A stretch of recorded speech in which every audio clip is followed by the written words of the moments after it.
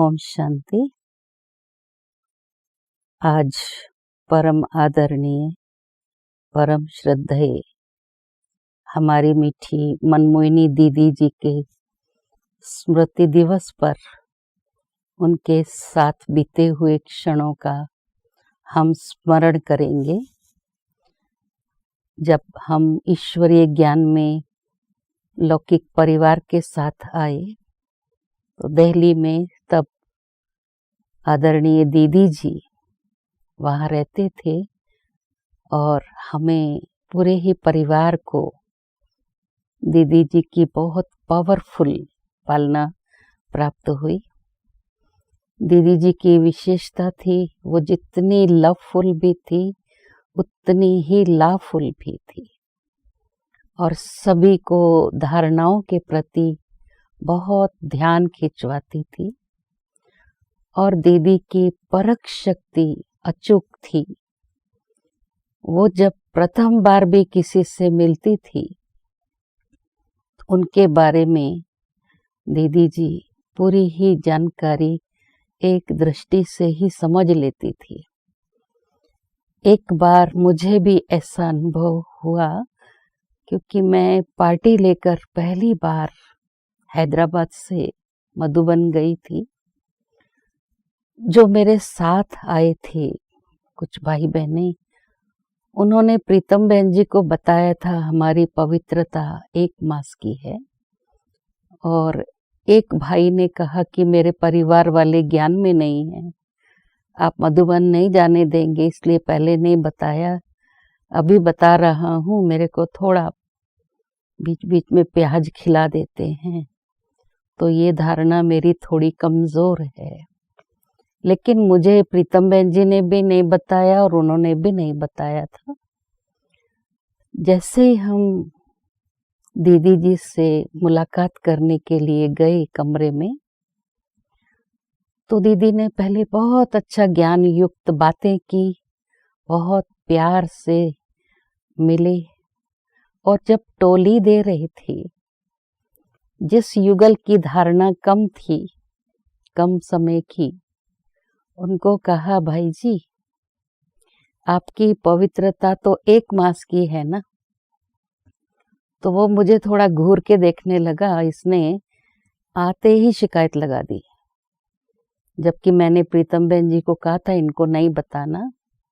और दूसरे भाई को कहा, वो एडवोकेट था, भाई जी आपकी धारणा खान पान की ठीक नहीं है ना, प्याज खाते हो ना।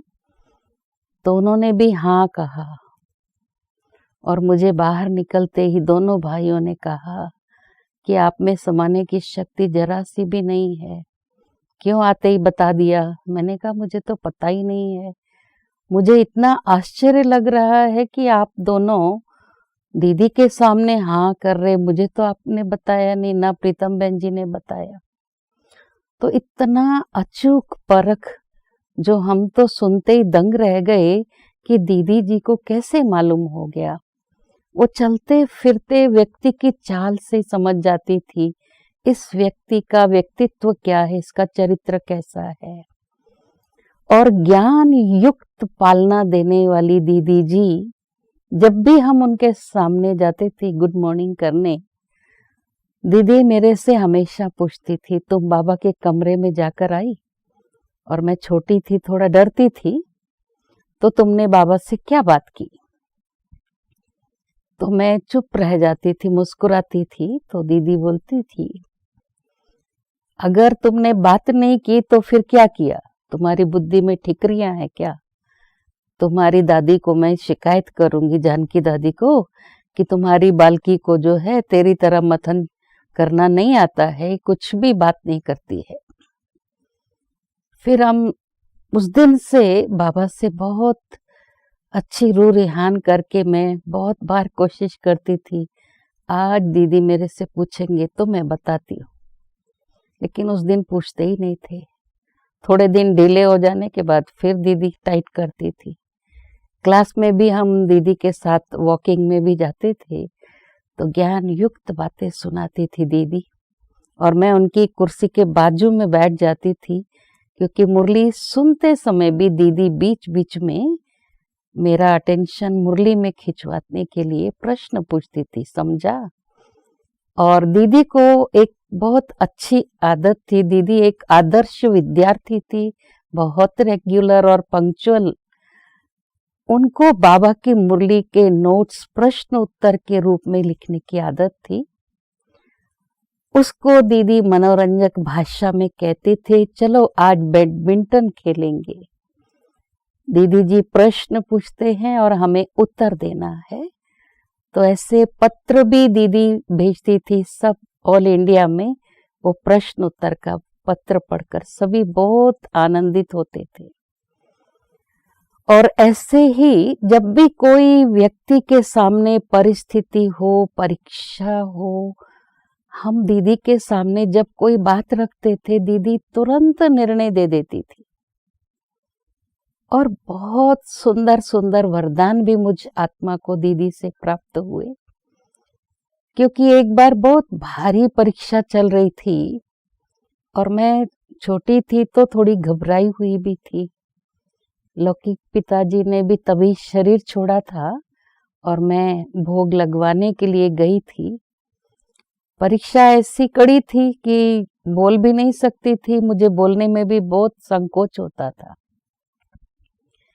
लेकिन मैं अव्यक्त बाप दादा के सामने जब पर्सनल मुलाकात कर रही थी तो बाबा ने बहुत प्यार भरी दृष्टि देकर मुझे वरदान दिया कि सच्चे दिल पर साहेब राजी है और एक बल एक भरोसे वाली होना।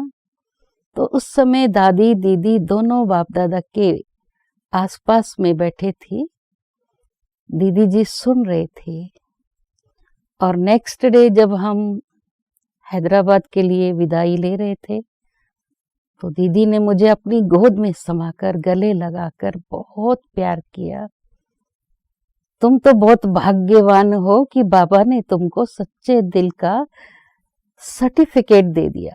मुझे भी तेरी ये विशेषता बहुत अच्छी लगती है। तू सच्ची दिल वाली है और तुझे इसी संगम युग में बाबा जो है तेरे पास लक्ष्मी छम छम करके आएगी। तेरे चरणों में दूध घी की नदियां बहेंगी। कुलदीप देखना इतने अच्छे दिन आएंगे। मेरे तो उस समय नैन भर आए। कितना सुंदर वरदान मुझे दीदी जी से मिल गया। और दीदी बहुत मनोरंजक ढंग से खेल खेल में काफी ज्ञान देने का प्रयास करती थी। बहुत अच्छे अच्छे खेल भी, कई बार टेस्ट भी हो जाता था कईयों का। क्योंकि एक बार दीदी जी ने सबको कहा कि अभी ब्रह्मा भोजन के बाद सभी को पान सुपारी मिलेगी। तो फिर जब सब भाग भाग कर आए तो दीदी ने हाथ खड़ा कराया कि कौन कौन पान खाते हैं। तो कुछ लोग थे जिन्होंने हाथ खड़ा कर दिया जो पान बाहर का खाते थे, और बाकी तो हम लोग तो कभी खाते नहीं थे। तो फिर दीदी ने पूछा जिन्होंने हाथ नहीं खड़ा किया तो वो पान सुपारी खाएंगे यहाँ पर। तो हम लोग कंफ्यूज हो जाते थे, अभी क्या करें, ये तो बड़ी परीक्षा है। हाँ करेंगे तो भी फेल हो जाएंगे और ना करेंगे तो भी शायद फेल हो जाएंगे। पता नहीं था ये क्या पान सुपारी है। फिर दीदी जी जो है धारणा तो पता चल गई। फिर बोलते थे देखो बाबा ने फ्रूट को पान सुपारी का नाम दिया है। भोजन के बाद पान खाते हैं ना, तो यहाँ हम भोजन के बाद फ्रूट खाते हैं। तो इस तरह से बहुत सुंदर तरीके से दीदी हंसाती भी थी, बहलाती भी थी। कभी कभी एक सिक्का माथे पर लगाकर फिर वो हटा लेती थी और बोलती थी अभी निकालो, इसको हाथ नहीं लगाना, सिर हिला के। तो बहुत बार हम लोग इतना सिर हिलाते थे चक्कर आ जाता था। फिर दीदी बहुत हंसते थे कि देखो सिक्का तो मेरे हाथ में है। तो इस तरह से बहुत मना, ऐसा नहीं बहुत ऑफिशियल है, लेकिन जब वो ऑफिशियल होती थी सब उनके सामने जाने के लिए भी डरते थे। क्योंकि दीदी जब चार्ट पूछती थी, सभी को धारणाओं का क्लास कराती थी, उसमें दीदी के सामने कोई झूठ नहीं बोल सकता था। जैसे ब्रह्मा बाबा के सामने भी बच्चे झूठ नहीं बोलते थे, ऐसे दीदी के सामने भी हमने देखा कि सब सच बोल देते थे कि हमसे ये भूल हो गई है। तो इस तरह से दीदी के अंदर उदारता भी थी। कोई भी चीज बाबा जब कह देते थे कि दीदी इनको ये सौगात में दो, तो फिर हमको भी एक बार अनुभव, छोटे बच्चे थे, बाबा ने कहा इनको सौगात के कमरे में ले जाओ, इनको जो पसंद आए देना इनको। तो हम भी ऐसे ही, क्योंकि बचपना था, हमारे माता पिता बोल भी रहे थे नहीं इतना नहीं लो, लेकिन हम तो जो अच्छा लग रहा था उठाते जा रहे थे। तो दीदी बोल रही थी नहीं कोई बात नहीं, बाबा ने कहा है ना बच्चों को खुश रखो। तो इस तरह से हमारी पालना इतनी प्यार भरी हुई कि हम दीदी जी को भूल नहीं सकते हैं। आज हमने हैदराबाद में भी दीदी के स्मृति मास में मनमोहिनी डिवाइन स्टूडियो का निर्माण किया, जहां से देश विदेश के लिए इतनी सेवाएं भी हो रही हैं, क्योंकि दीदी जी बाबा के एक बहुत पावरफुल इंस्ट्रूमेंट थे। दीदी के पास जब हम किसी भी माताओं को, भाई बहनों को ले जाते थे, अक्सर माताओं को दीदी बोलती थी तुम मेरी बहन बनोगी या सखी बनोगी। तो अक्सर लोग सोचते बहन माना बहुत क्लोज रिलेशन है, तो दीदी जी फिर बताते थे कि देखो बहनें हैं ना लड़ती हैं, सखियां बहुत प्यार से रहती हैं और आपस में ज्ञान की रूह रिहान करती हैं। और दीदी जी ये भी बताती थी देखो हिंदी में सखी और सहेली होती हैं, लेकिन सखियां जो हैं वो ज्ञान युक्त वार्तालाप करती हैं, सहेलियां जो हैं वो इधर उधर के परचिंतन की बातें करते हैं। तो इस तरह हम छोटे छोटे थे, लेकिन ज्ञान में भी आने के बाद या सरेंडर भी, मैं तो 17 वर्ष की आयु में ही समर्पित हो गई थी। तो बहुत प्यार से इतना सिखाती थी दीदी, सिखाने का ढंग बहुत अच्छा था। और हमने देखा जब हमारे हैदराबाद में दीदी जी प्रथम बार आई तो सेंटर भी कुछ ऐसा ही किराए का मकान था, ना उनके अच्छी व्यवस्था थी बाथरूम आदि की, लेकिन दीदी कहती थी बहुत अच्छा है, ये भी अच्छा है। और पहले मेले का उद्घाटन करने के लिए दीदी आए थे, तो दीदी ने इतना अच्छा वरदान दिया कि ये मेला तो बहुत बहुत बहुत सेवा करेगा। और वहां पर एक मेडिकल एसोसिएशन के हॉल में स्वर्ग का जो हमने सजाया था वो इतना फिट था, ऐसा लग रहा था स्वर्ग में एंटर हुए। दीदी ने कहा आपने तो स्वर्ग यहाँ ही बना दिया है। तो इस तरह से हम तो ये अनुभव करते हैं कि बड़ों के वरदानों में पल करके आज हमने जो भी अनुभव प्राप्त किए हैं, उन अनुभवों को हम ऐसे अनुभव करते कि ये हमें लिफ्ट की तरह ऊपर ले जा रहे हैं। और दीदी योग भी कराती थी तो सबको उड़ा देती थी। भले दीदी कभी मुरली नहीं सुनाती थी, लेकिन मुरली में किस प्रकार की गुह्यता है उस पर सबका ध्यान जरूर खिंचवाती थी। जैसे मम्मा भी मुरली की डेप्थ में ले जाती थी, दीदी जी भी प्रश्नोत्तर के माध्यम से हमसे ज्ञान की बहुत सुंदर रूह रिहान कराती थी, करती भी थी। और धारणाओं पर बहुत अंडरलाइन कराते थे, क्योंकि हम बाबा के बच्चे हैं तो हमारे से कोई ऐसी भूल ना हो, हमारे जीवन में कोई ऐसा दाग ना हो जो हम बाबा का नाम बाला करने के बजाय बदनाम करें। बहुत प्यार भी और बहुत ऑफिशियल रूप में दीदी जी शिक्षाएं देते थे।